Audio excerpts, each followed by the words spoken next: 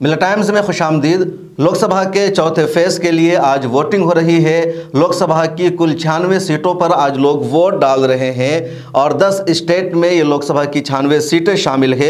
उत्तर प्रदेश की 13 सीटों पर आज वोटिंग हो रही है। महाराष्ट्र की 11 सीटों पर वोटिंग हो रही है। वेस्ट बंगाल की 8 सीटों पर वोटिंग हो रही है। मध्य प्रदेश में भी 8 सीटों पर वोटिंग हो रही है।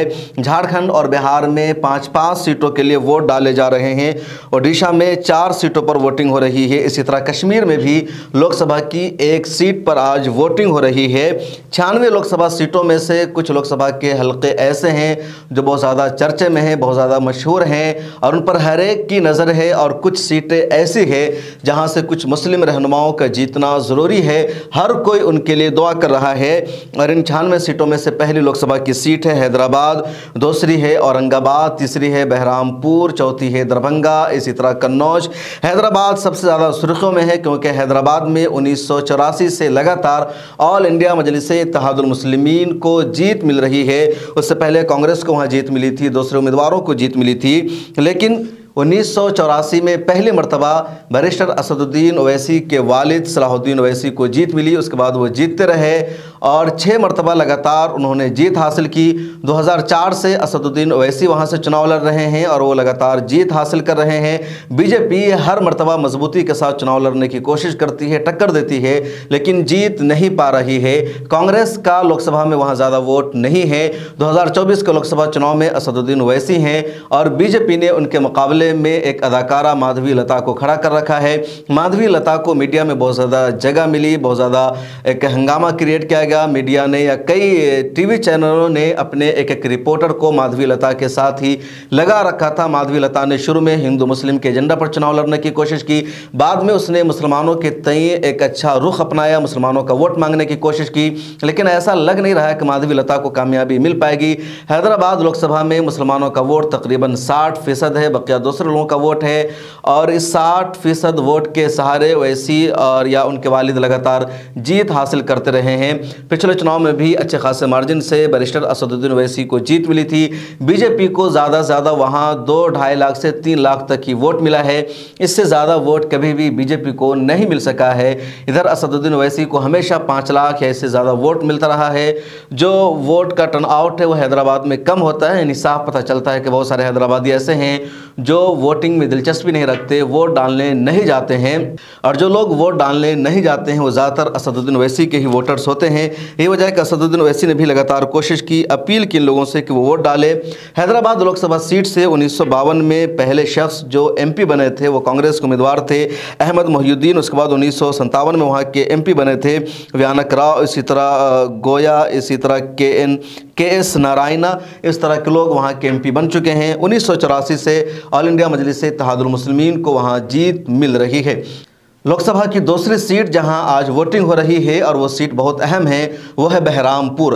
बहरामपुर वेस्ट बंगाल की लोकसभा सीट है। ये मुर्शिदाबाद में ये सीट आती है और यहाँ 60% से ज़्यादा मुसलमानों का वोट है। लेकिन ताज्जुब की बात यह है कि आज तक कोई भी मुसलमान यहाँ का MP नहीं बन सका। और किसी मुसलमान के यहाँ का MP न बनने की वजह यह है कि आज तक किसी भी पार्टी ने किसी मुसलमान को यहाँ से टिकट ही नहीं दिया था।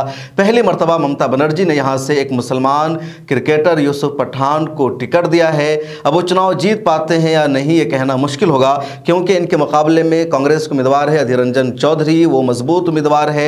1999 से लगातार अधीर रंजन चौधरी यहाँ जीत रहे हैं, उनकी मजबूत गिरफ्त है। वो लोकसभा में अपोजिशन के लीडर भी थे और 1999 से लगातार जीत रहे हैं। 5 मरतबा वो जीत हासिल कर चुके हैं, चौथी मरतबा चुनाव लड़ रहे हैं और इस मरतबा ममता बनर्जी ने यूसुफ पठान को उम्मीदवार बनाया है। अब देखना यह है कि मुसलमान होने के नाते यूसुफ पठान को जीत मिल पाती है या फिर बंगाल में जो एक माहौल भी है कि बाहरी को वोट नहीं देना है।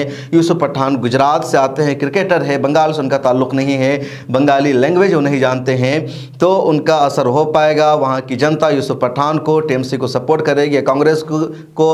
हालांकि जो विधानसभा का चुनाव हुआ था 2021 में, तो मुर्शिदाबाद की या कह लीजिए बहरामपुर में जितने विधानसभा के हल्के आते हैं उसमें एक हलका में या एक विधानसभा में बीजेपी को जीत मिली थी, बकिया सभी जगह TMC को, ममता बनर्जी की पार्टी को जीत मिली थी।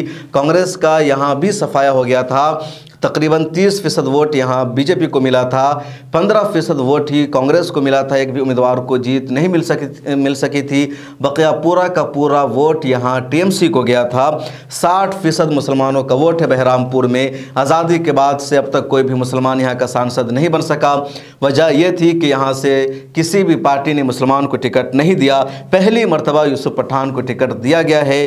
4 जून को ही समझ में आएगी बात के यूसुफ पठान जीत सके हैं या फिर अधीर रंजन चौधरी ही यहाँ के मुसलमानों का वोट हासिल करने में कामयाब रहे हैं। इमरान प्रताप गढ़ी को भी यहाँ भेजा गया था जनसभा के लिए, लोगों के बीच उनका वोट हासिल करने के लिए। अब देखना यह है कि होता क्या है। तीसरी लोकसभा की सीट जो बहुत ज़्यादा अहम है वो है औरंगाबाद की। औरंगाबाद में 2019 में इम्तियाज़ जलील को ऑल इंडिया मजलिस इत्तेहादुल मुस्लिमीन के टिकट पर जीत मिल गई थी, लेकिन इस मरतबा इम्तियाज़ जलील के लिए मुश्किलें हैं क्योंकि प्रकाश अम्बेडकर का अलायंस उनके साथ नहीं है। हालांकि दलितों की दूसरी पार्टियों का अलायंस है। औरंगाबाद में बहुत पहले एक मुसलमान को कांग्रेस के टिकट पर जीत मिली थी, उसके बाद कोई मुसलमान वहाँ का MP नहीं बन सका था और वजह भी कि टिकट भी नहीं दिया जा रहा था। बहुत दिनों बाद शिवसेना के एक पुराने लीडर को इम्तियाज़ जलील ने 2019 में हरा दिया था। 2024 की लड़ाई मुश्किल है। लोगों की उम्मीद यही है, लोगों का यही कहना है कि इस मरतबा भी इम्तियाज़ जलील सीट निकाल लेंगे। फैसला 4 जून को होगा। कन्नौज की लोकसभा सीट भी बहुत अहम है क्योंकि कन्नौज से अखिलेश यादव चुनाव लड़ रहे हैं और अखिलेश यादव पिछली मरतबा दूसरी लोकसभा सीट से थे। अगर कन्नौज अखिलेश यादव जीत ले तो इसका मतलब यही समझा जाएगा कि अखिलेश यादव को लोग नेता मानते हैं, उनमें सलाहियत है कि उत्तर प्रदेश में जहां जाएंगे, जिस लोकसभा सीट से चुनाव लड़ेंगे वहां से वो जीत सकते हैं। जिस तरह राहुल गांधी के बारे में कहा जाता है या जिस तरह नरेंद्र मोदी के बारे में कहा जाता है कि नरेंद्र मोदी गुजरात की सीट को छोड़कर वाराणसी चले गए और वहां उनको जीत मिल गई। मशहूर लोकसभा सीटों में बिहार का दरभंगा भी शामिल है। दरभंगा समस्तीपुर में भी आज वोटिंग हो रही है। अब देखना यह है कि कांग्रेस और आरजेडी के उम्मीदवारों को यहाँ जीत मिल पाती है या बीजेपी के उम्मीदवार को जीत मिलती है। फिलहाल सर्वे और रिपोर्ट यही है कि समस्तीपुर और दरभंगा दोनों जगह इंडिया अलायंस के उम्मीदवार को ही जीत मिलेगी। आप किस बारे में क्या राय है? आपके इलाके में किसकी जीत हो रही है? कमेंट सेक्शन में ज़रूर लिखिए।